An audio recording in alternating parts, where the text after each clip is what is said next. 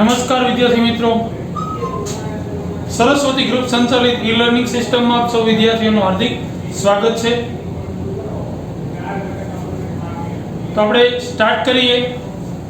ધોરણ 12 નામાના મૂળ તત્વો પાર્ટ 1, જેનું ચેપ્ટર નંબર પહેલું ભાગીદારી વિષય પ્રવેશ। આની પહેલા આપણે ચર્ચા કરી ગયા છીએ કે પાર્ટ 1 છે એ આખા જેટલા ચેપ્ટરો છે એ બધા ભાગીદારીને લગતા છે। ભાગીદારી શરૂ કરવાથી માંડી અને ભાગીદારી પેઢીનું વિસર્જન કરવા સુધીના તમામ ચેપ્ટરો છે એમાં કેવી પરિસ્થિતિ ઊભી થાય ત્યારે કેવા હિસાબો તૈયાર કરવાના હોય એ દરેક ચેપ્ટરમાં આપણને જાણવા મળશે। બરાબર છે? તો સ્ટાર્ટ કરીએ। ભાગીદારી વિષય પ્રવેશ, જે ભાગીદારી શરૂ કરવા માટે બેઝિક કયા નિયમો હોય છે, કયા નિયમો, કયા કરારનામું કેવી રીતના તૈયાર થાય, કયા નિયમો એમાં હોય, એ બધી આ બાબત છે આ ચેપ્ટરમાં આપણે જાણવા મળશે કે જેની જોગવાઈઓ કઈ હોય છે। તો ભાગીદારી વિષય પ્રવેશ જે આપણને છે એ બોર્ડની પરીક્ષામાં કુલ 2 ક્વેશ્ચન છે એના પૂછાશે।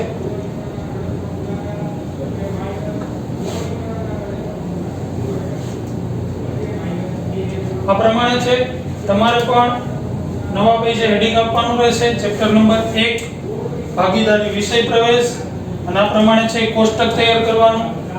અહીં લખશો વિભાગ,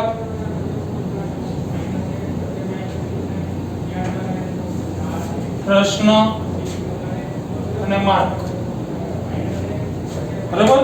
તો આની બ્લુપ્રિન્ટ મુજબ એક પ્રશ્ન પૂછાશે વિભાગ A માં, એક ક્વેશ્ચન હશે અને ક્વેશ્ચન નંબર હશે પહેલો, જેનો 1 માર્ક હશે। ત્યાર પછી વિભાગ C માં એક પ્રશ્ન હશે જેનો પ્રશ્ન નંબર હશે 21મો, જેના માર્ક હશે 3। આમ થઈ અને કુલ છે એ 2 પ્રશ્ન હશે અને 4 માર્ક હશે। ટોટલ 2 પ્રશ્નો આ ચેપ્ટરમાંથી પૂછાશે। એટલે કે એક વિભાગ A માં વિકલ્પ પૂછાશે અને એક વિભાગ C માં એક દાખલો પૂછાશે। ટૂંકા દાખલાઓ એમાંથી કોઈ પણ દાખલો જે આપણે અલગ અલગ રીતના આગળ કરીશું એમાંથી કોઈ પણ એક દાખલો હશે। તો રેડી, સ્ટાર્ટ કરીએ।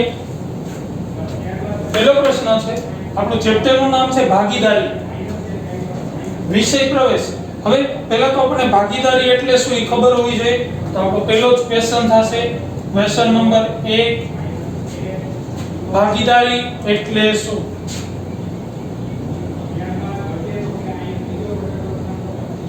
ભાગીદારી એટલે શું?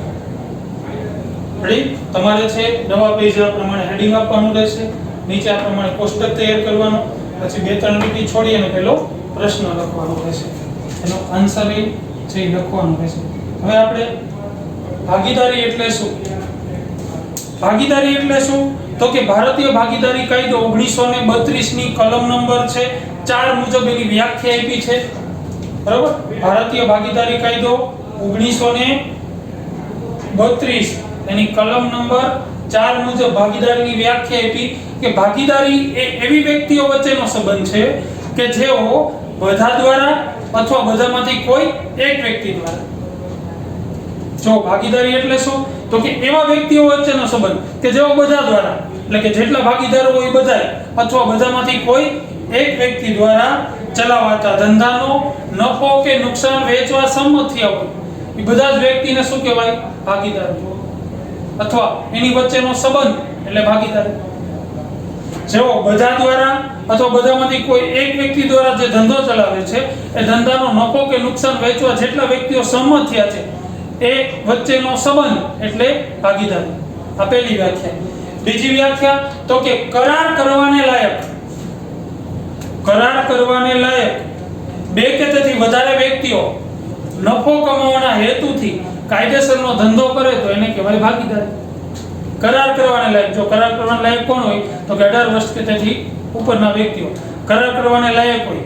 કેટલા વ્યક્તિઓ? તો કે 2 કે તેથી વધુ વ્યક્તિઓ। નફો કરવાના હેતુથી. જો હેતુ શું હોય છે? નફો કરવાનો. ધંધો શું કામ કરે? તો કે નફો મેળવવાના હેતુથી. પણ ધંધામાં નફો જ થાય જરૂરી નથી.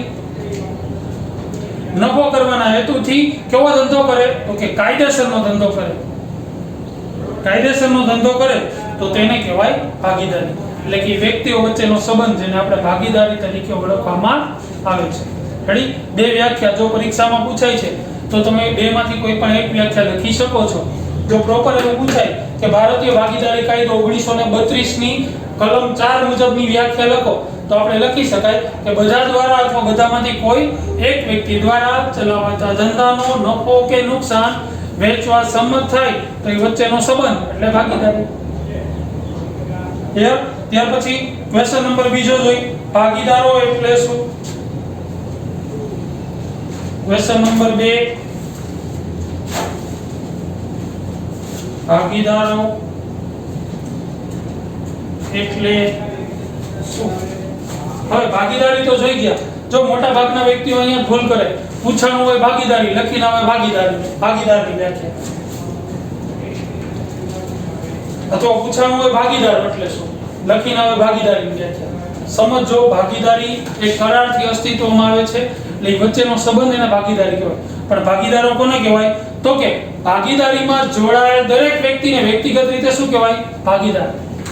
આ ભાગીદારી છે એમાં જેટલા વ્યક્તિઓ નફો નુકસાન વેચવા માટે સંમત થાય છે એ દરેક વ્યક્તિને શું કહેવાય? ભાગીદાર. રેડી? હવે દરેક ભાગીદાર વ્યક્તિગત રીતે અને સામૂહિક રીતે એકબીજાને જવાબદાર હોય. બધામાંથી કોઈ એક વ્યક્તિ નફો ધંધો ચલાવે છે તો એ નફો થાય તો એમાં બધાનો ભાગ હોય, ખોટ જાય તો એ બધાનો ભાગ હોય. વ્યક્તિગત રીતે તો જવાબદાર હોય, સામૂહિક રીતે જવાબદાર હોય. કોઈ એક વ્યક્તિ છે એ અસ્થિર મગજનો થાય ને પેઢીનું દેવું ઊભું કરી દે તો એનું દેવું ભરપાઈ કરવાની જવાબદારી બાકી બધાની હોય.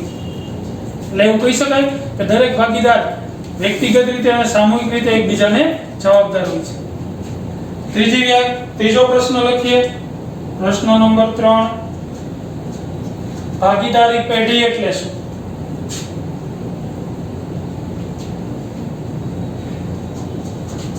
ભાગીદારી પેઢી એટલે શું?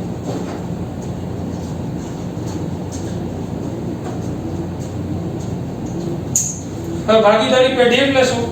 તો કે ભાગીદારો દ્વારા સંયુક્ત રીતે ચલાવાતા ધંધાને ભાગીદારી પેઢી કહેવાય.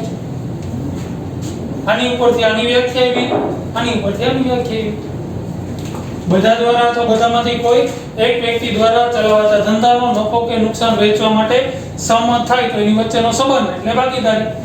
ભાગીદારીમાં જોડાયેલ દરેક વ્યક્તિને શું કહેવાય? ભાગીદાર. દરેક ભાગીદાર વ્યક્તિગત રીતે અને સામૂહિક રીતે એકબીજાને જવાબદાર હોય છે. ભાગીદારી પેઢી એટલે શું? તો કે ભાગીદારીમાં ભાગીદારો દ્વારા જે સંયુક્ત રીતે ધંધો ચલાવવામાં આવે છે એ ધંધાને કહેવાય ભાગીદારી પેઢી. ક્લિયર? આ ત્રણેય વ્યાખ્યા તમારે છે પહેલા આ પ્રમાણે હેડિંગ આપવાનું રહેશે, કોષ્ટક તૈયાર કરવાનું રહેશે, નીચે પ્રશ્ન પહેલો પછી એનો જવાબ, બે વ્યાખ્યા, જ્યાં જરૂર પડે ત્યાં કલર પેનનો ઉપયોગ કરવાનો રહેશે. ક્લિયર? ત્યાર પછીનો પ્રશ્ન આપણે જોઈ ભાગીદારીના લક્ષણો. ક્વેશ્ચન નંબર 4,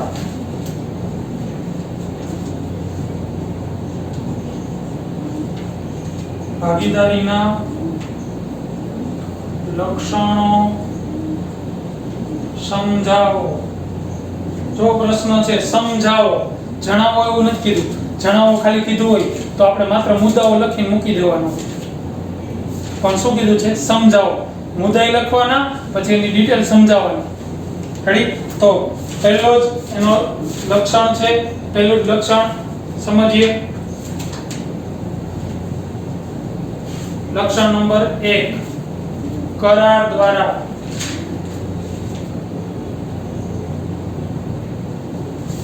ભાગીદારી છે એ કરાર દ્વારા અસ્તિત્વમાં આવે.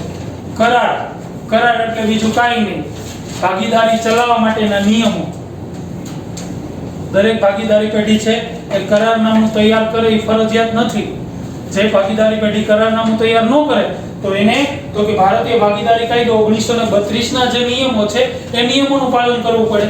અને જેને કરારનામું તૈયાર કરવું છે, પોતાના અલગ નિયમો બનાવવા છે, તો એ ભાગીદારી કાયદો 1932 છે એના નિયમોના આધીન છે, એના અંડરમાં નિયમો બનાવશે. આ નિયમો એટલે કાંઈ નહીં, ભાગીદારી છે એ ચલાવવા માટે છે એ કયા કયા પ્રશ્નો ઉદ્ભવે અને એનું નિરાકરણ કેવી રીતના થાય એ અંગેના નિયમો. કોઈ ભાગીદાર પ્રવેશે તો ત્યારે શું કરવાનું, ભાગીદારી પેઢીનું વિસર્જન ક્યારે કરવાનું, નફો નુકસાન કયા પ્રમાણમાં વેચવાનો, મૂડી પર વ્યાજ આપવું કે નહીં, ઉપાડ પર વ્યાજ આપવું કે નહીં, લોન પર કેટલા ટકા વ્યાજ આપવું, આ બધા છે નિયમો. ટૂંકમાં ભાગીદારી પેઢી વ્યવસ્થિત ચલાવવા માટેના નિયમો એટલે કરારનામું. તો ભાગીદારી કરારથી અસ્તિત્વમાં આવે, કરાર તૈયાર થાય એટલે ભાગીદારી પેઢીનું અસ્તિત્વ આવી જાય છે. ત્યાર પછી આવો કરાર કેવો હોય તો કે લેખિત અથવા મૌખિક હોઈ શકે. જો ભાગીદારો વચ્ચે સંબંધો સારા હોય તો મૌખિક કહી શકે, બધા ભેગા થઈ અને નિયમોની આપલે કરી શકે કે ભાઈ આમ થાય તો આમ કરવાનું, આમ થાય તો આમ કરવાનું. અને લેખિત હોય, કાયદેસર લખી અને બધાની સહી લઈ અને વ્યવસ્થિત બનાવી શકાય. પણ લેખિત કરાર વધુ ઈચ્છનીય અને હિતાવહ છે. શું કામ?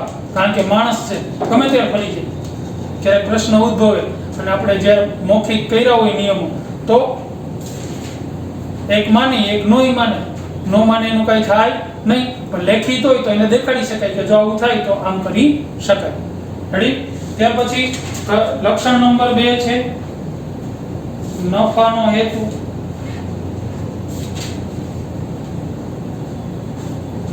ભાગીદારી પેઢી નફો કમાવાના હેતુથી જ અસ્તિત્વમાં આવે છે. પણ આપણે અગાઉ કીધું એમ કે દરેક પેઢીમાં નફો જ થાય જરૂરી નથી. જ્યારે તેજી હોય ત્યારે નફો થતો હોય, ઘણીવાર મંદી આવે તો ખોટી સહન કરવી પડે, જેમ અત્યારે હાલની પરિસ્થિતિ છે. બરાબર? તો અત્યારે વ્યવસ્થિત છે વેચાણ ન થતું હોય, ઉત્પાદન ન થતું હોય તો કર્મચારીઓનો પગાર છે એ આપણે આપવો પડતો હોય, તો નફાની બદલે ખોટ જતી હોય. તો એવું જરૂરી નથી કે નફો જ થાય, ખોટ પણ થાય તો એને કહેવાય તો ધંધો. ત્યાર પછી કાયદેસરનો ધંધો. ત્યાર પછીનું લક્ષણ કાયદેસરનો ધંધો. હવે ભાગીદારી પેઢીમાં કાયદેસરનો ધંધો ચલાવવા માટે છે ભાગીદારી પેઢી અસ્તિત્વમાં આવે છે. જે ગેરકાયદેસર વસ્તુ છે જેની ઉપર સરકારે છે બેન્ડ મારેલી છે એવી વસ્તુનું તમે ઉત્પાદન કરીને અથવા ખરીદી કરીને વેચાણ કરી શકો નહીં, એને બિનકાયદેસર કહેવાય. અને એને છે એ પરમિશન કે લાયસન્સ ન મળે, એનું રજીસ્ટ્રેશન ન થાય. કોઈ વ્યક્તિ એમ કે મારે ગુજરાતમાં છે ચરસ, ગાંજો, દારૂ બનાવી વેચવો છે તો એ ગેરકાયદેસર કહેવાય. બરાબર?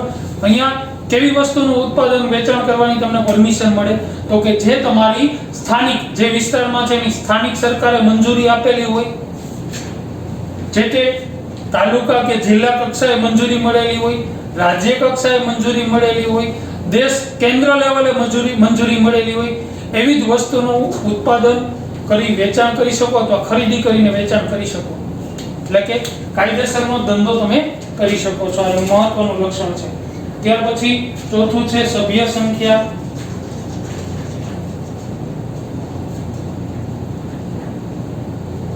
હવે આપણને પ્રશ્ન એ થાય કે ભાગીદારીમાં ઓછામાં ઓછા કેટલા અને વધુમાં વધુ કેટલા, તો કે ઓછામાં ઓછા 2 તો હોય જ, કારણ કે તો જ ભાગીદારી કહેવાય. નકર એક હોય તો એકાંકી વેપારી પેઢી કહેવાય. ઓછામાં ઓછા તો 2 જોઈએ જ. કંપની ધારા 2013 ની કલમ 464. કંપની ધારા 2013 ની કલમ 464 પ્રમાણે છે ભાગીદારી પેઢીમાં ઓછામાં ઓછા 2 અને વધુને વધુ 100 અથવા એની અંદર સરકાર નક્કી કરે એ મુજબ સંખ્યા નક્કી થઈ હતી. 2013 માં જે નિયમ આવ્યો એમાં કેટલી સંખ્યા? ઓછામાં ઓછા 2, વધુને વધુ તો કે 100 અથવા એની અંદર સરકાર નક્કી કરે એટલા. આ નિયમ છે એ સ્પષ્ટ હતો નહીં. ઘણી પેઢીને સરકાર છે 98 ની પરમિશન આપે, ઘણાને 50 ની પરમિશન આપે, ઘણાને 35 ની પરમિશન આપે. એટલે આ નિયમ ચોક્કસ હતો નહીં. એટલે છે એ હાલમાં નવો નિયમ જે વર્તમાનમાં અસ્તિત્વમાં છે એ નવો નિયમ આવ્યો 2014 ની પરચુરણ કલમ 10 મુજબ નવો નિયમ આવ્યો. 2013 નો નિયમ હતો એ અસ્પષ્ટ હોવાને કારણે 14 માં છે નવો નિયમ આવ્યો. પરચુરણ કલમ 10 મુજબ છે એ ભાગીદારોની ઓછામાં ઓછી સંખ્યા 2 નક્કી થઈ, વધુને વધુ નક્કી થઈ 50. હાલમાં અત્યારે ઈ નિયમ છે. જો તમને છે ઈ પરીક્ષામાં પૂછાય છે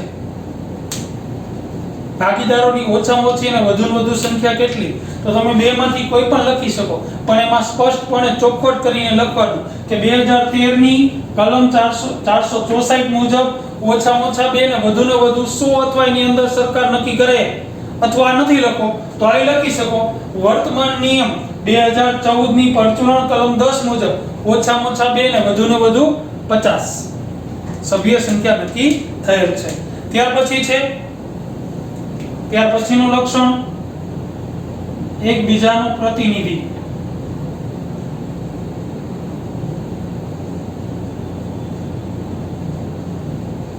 અને એજન્ટ કોણ કહેવાય? એજન્ટ. ભાગીદારી પેઢીમાં દરેક ભાગીદાર એકબીજાનો પ્રતિનિધિ હોય છે. ભાગીદારી પેઢીનો ધંધો છે બધા દ્વારા અથવા બધામાંથી કોઈ એક વ્યક્તિ દ્વારા છે એ ચલાવાતો હોય, ત્યારે છે કોઈ એક વ્યક્તિ છે એ કોઈ નફો કરે છે તો એમાંય બધાયનો ભાગ હોય, અથવા બધાય ચલાવે છે ને નફો થાય તો એ બધાયનો ભાગ, એક ચલાવે છે ને ખોટ જાય તો એ બધાએ સહન કરવાની, બધાય ચલાવે છે ને ખોટ જાય તો એ સહન કરવાની. રેડી? એટલે એકબીજાનો શું ગણાય છે? પ્રતિનિધિ. કોઈ એક વ્યક્તિ છે એ દેવું ઊભું કરે તો એ દેવું બાકી બધાએ ભરપાઈ કરવું પડે. એટલા માટે કહી શકાય કે દરેક ભાગીદાર એકબીજાનો પ્રતિનિધિ કે એજન્ટ ગણવામાં આવે છે. ત્યાર પછી છે અમર્યાદિત જવાબદારી.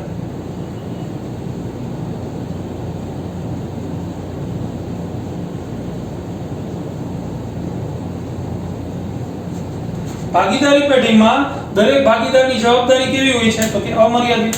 હવે અમર્યાદિત જવાબદારી એટલે શું? તો કે અમર્યાદિત જવાબદારી એટલે પેઢીના દેવા ચૂકવવા માટે પેઢીની મિલકતો પૂરતી ન હોય તો ભાગીદારે પોતાની અંગત મિલકતો વેચીને પણ પેઢીનું દેવું ભરપાઈ કરવું પડે. આવી જવાબદારીને કહેવાય અમર્યાદિત જવાબદારી. ઇન કેસ ભાગીદારી પેઢી ચલાવે છે અને દેવું ઊભું થઈ ગયું, પેઢીની બધી મિલકતો વેચી દીધી, જમીન મકાન વેચી દીધું, તો હજી દેવું ભરપાઈ થયું નહીં, તો હવે બાકીના ભાગીદારો છે એ જે ભાગીદારો છે એ બધા પોતાની અંગત મિલકતો વેચશે. જમીન, મકાન, દુકાન, ફ્લેટ, જે કાંઈ એની પાસે મિલકત છે બધું વેચી નાખશે. બરાબર? પોતાનું બાઇક, લ્યુના, એટી, છેલ્લે કુકર, આ બધું વેચશે, પણ પેઢીનું દેવું ભરપાઈ કરવું પડે. આ જવાબદારીને કહેવાય અમર્યાદિત જવાબદારી. રેડી? આપણો લાસ્ટ 7મું લક્ષણ માલિકો સંચાલકો. માલિકો અને સંચાલકો.